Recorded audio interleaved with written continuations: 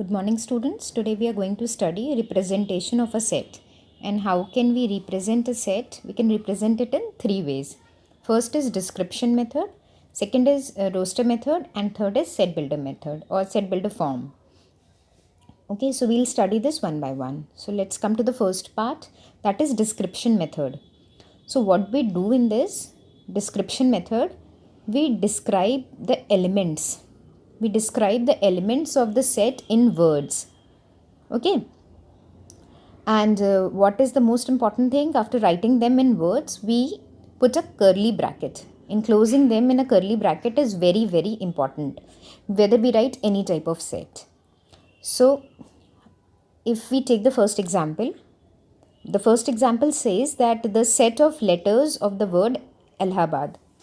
So, to write this in description method, what we have to do, we put a curly bracket and we write or we describe what we have to write in the set.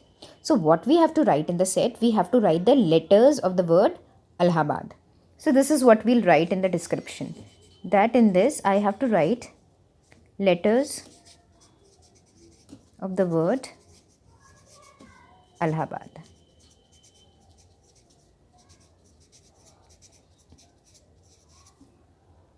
Okay. Now similarly, let's come to the second example, the set of factors of 24. So what we have to write in this, we have to write what is the element. Okay, so what will be the elements? It will be the factors of 24. So what we'll write simply factors of 24. Okay, so this is what we are doing here. So what we are doing, we are describing the elements, that what will be the elements. So in the first case, elements will be the letters of this word Allahabad, and in the second case, the elements will be the factors of 24. Similarly, if I take the last one, so they are saying set of all natural numbers less than 30. So what we have to write? We have to write natural numbers till where? Less than 30. So this will be the description of the set. So what we can write? Natural numbers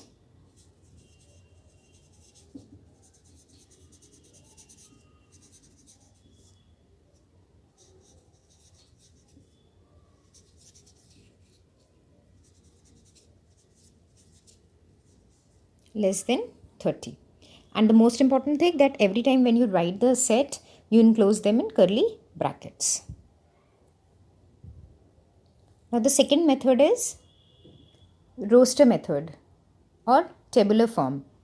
As the word suggests, tabular form. Okay. Now this means what? That when we make a table or when we list something. So this is what we are going to do here. As in the previous class, when we were discussing what is a set, we were actually writing the elements. Okay. So that is what roster form is. When you list all the members. In the previous method, we have described them, that what they are, and now what we are doing, we are listing them, that what are these elements are. Okay? So list of all members of the set, and we separate them with commas. So if I am taking this second example first, that says odd numbers less than 20. So odd numbers, what we have to write? We have to write odd numbers, and the second thing that we have to keep in mind is it is less than 20. So generally when we write in description in roster form, we name the set, and we have already done this, that how to name the set. We use an alphabet, capital alphabet, to name the set. So I am writing A for this, and then you list the members of the set. So listing means writing all the members. So if I have to write what? I have to write odd numbers.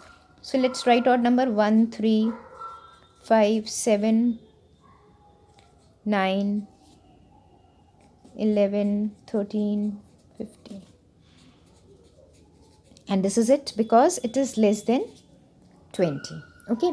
So what we have done in this, we have written the list of all the elements that can be there in the set, all possible elements, and we have separated them with commas.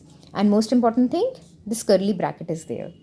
Okay, now let's come to the first example that says letters of the word mathematics. Now in this we have to write the alphabets that we have used, the letters that we have used to write this word mathematics. So for this also let's take a name. I have taken B.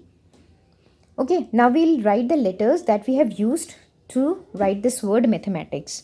So we have used M, then A, T, H, E. Now, next most important thing is that we do not write the letters that are repeating. This means M is coming again here. We have already written M. This means this letter we are using and we have already written it. Then the next after M is A. This also we have written. Then it is T.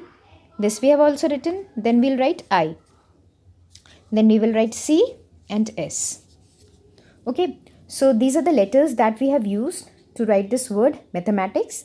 And what is the most important thing is we do not write or we do not repeat the letters in the roster methods. So there are few important things that you have to remember when you write things or when you list the elements of the set. So let's discuss what are these important things. Okay. So the first thing that we keep in mind when we list the elements of a set is the order of listing. Order.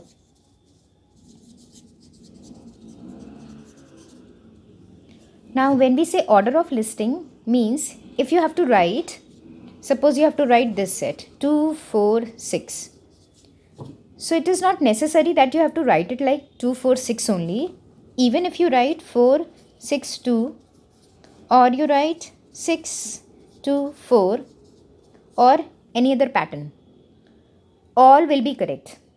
What is important here is the element.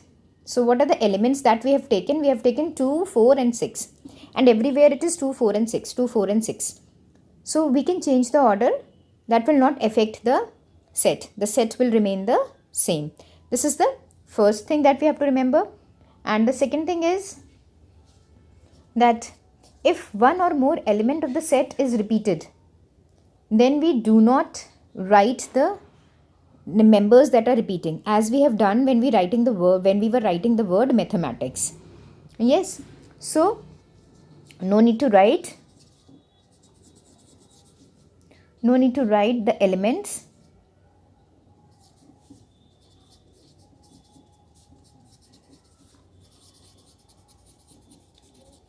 that are repeating.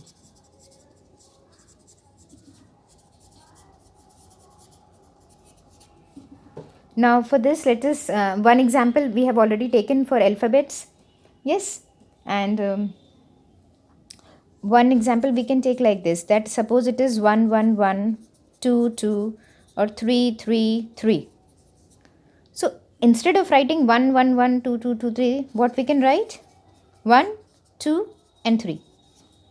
Means the elements that are there in my set is 1 2 and 3. So writing them multiple time is not necessary. Okay, and similarly is for alphabets also. So if I have to write element, suppose I am writing element,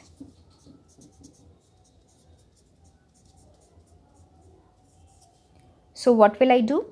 I will not write E so many times. What can I write? I can write E, L, M, N and T. Okay, you don't have to repeat them. Now last thing is, if your set is or your list is too long, so you do not have to write the entire list. If it is following a pattern, if it is following a certain pattern, then you don't have to write the entire list. Then you write first few elements of the set as it is following a pattern, and after that you write few elements that are at the end. Okay. So for a large set, suppose you have to write all natural numbers from 1 to 99 or 1 to 100. All natural numbers from 1 to 100. So no need to write the numbers from 1 to 100. What we can do, is we have to write natural numbers from 1 to 100. So we'll start with 1, 2, 3, 4, and then we can put dots. And then we can write 98, 99 and 100. And we close our set. So as we know that it is following a pattern that we are writing all the numbers. So no need to write all the numbers. We can simply write dots in between. Similarly, if you have to write any set that is infinite, in that also what we do, we have already studied this when we have done natural numbers, whole numbers. This is what we do. Okay, suppose you have to write set of all whole numbers. So what will you do?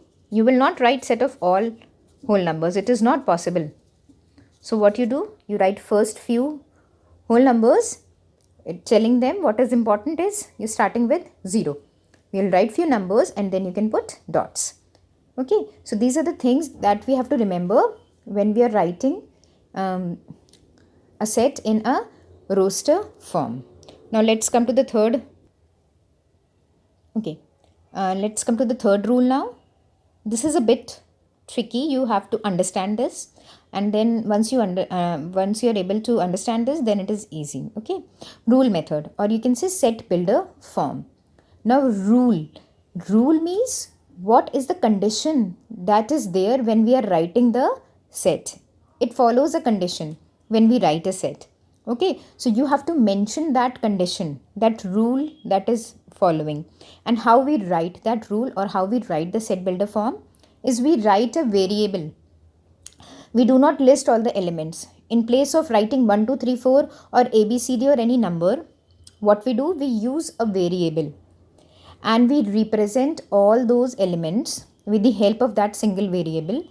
Okay, so that's why I've written that we write variable representing any member of the set. It can represent any member of the set. Okay, and then what we write? We write that the property that is satisfying. Okay, this is very important, that what is the property that it is satisfying. And then we enclose them in curly bracket. And while we are writing the rule method, what we do, after writing the variable, we put this sign of colon or this slash sign, and we read it as such that. Okay, so we use a variable and then we describe the variable. That if I have written a variable x for that particular set, so what that variable is describing, what it is telling us. Okay, so if I take this example, first example, that says set of all natural numbers divisible by 4 and less than 30. Divisible by 4 and less than 30. So what we do, we'll take a variable for this. We'll take a variable x for this. So let's put a curly bracket for writing the set, and I am taking a variable x. So my element is describing with the variable x such that, so I am putting a colon. Now I have to tell what is this x. So what is this x? X is natural number divisible by 4. Okay, so what is x? X is a natural number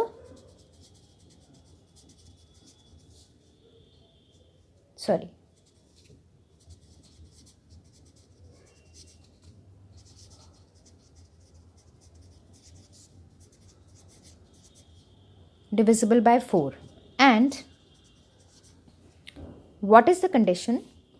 That it is less than 30. So for less than 30, what we will do? We will not write less than 30. We will use symbol of less than 30. Since we are talking about natural numbers, so what we can write? That my value is